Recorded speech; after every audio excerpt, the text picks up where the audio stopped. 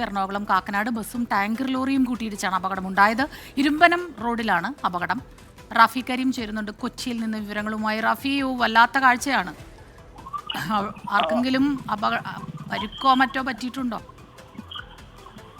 ഇരുമ്പനം കാക്കനാട് റൂട്ടിലാണ് ഇപ്പോൾ ബസ്സും ടാങ്കറും തമ്മിൽ കൂട്ടിയിടിച്ച് അപകടമുണ്ടായിരിക്കുന്നത്. ഈ അപകടത്തിൽ രണ്ടുപേർക്ക് ഇതിനോടകം തന്നെ പരിക്ക് പറ്റിയിട്ടുണ്ട്. രണ്ടുപേരെ ആശുപത്രിയിലേക്ക് എത്തിച്ചിട്ടുണ്ട്.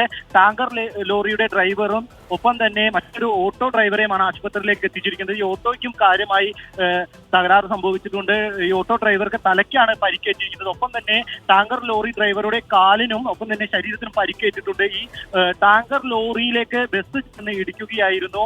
മുൻപിൽ പോയിരുന്ന ഓട്ടോറിക്ഷ പെട്ടെന്ന് ബ്രേക്ക് പിടിക്കുകയും ഈ ഓട്ടോറിക്ഷയിൽ ഇടിക്കാതിരിക്കുന്നതിന് വേണ്ടി ഒരു ലോ ഫ്ലോർ പ്രീമിയം ബസ്സാണ്, ബസ്സിന്റെ ഡ്രൈവർ പെട്ടെന്ന് വെട്ടിക്കുകയുമാണ് ഉണ്ടായത്. ഉടനെ എതിർവശത്തേക്ക് വന്ന ടാങ്കർ ലോറിയിൽ ബസ് ഇടിക്കുകയായിരുന്നു. ഈ അപകടത്തിലാണ് ഇപ്പോൾ 3 പേർക്ക് പരിക്ക് സംഭവിച്ചിരിക്കുന്നത്. ബസ്സിൽ യാത്രക്കാരില്ലാതിരുന്നത് അപകടത്തിന്റെ വ്യാപ്തി കുറയ്ക്കുന്നുണ്ട്. ഏതായാലും സാരമായ പരിക്ക് 3 പേർക്ക് സംഭവിച്ചിട്ടുള്ളതിൽ ടാങ്കർ ലോറിയുടെ ക്യാബിനിൽ കുടുങ്ങിക്കിടന്ന ഡ്രൈവറെ ഫയർഫോഴ്സ് എത്തി ക്യാബിൻ പൊളിച്ചാണ് ഇപ്പോൾ ആശുപത്രിയിലേക്ക് എത്തിച്ചിരിക്കുന്നത്.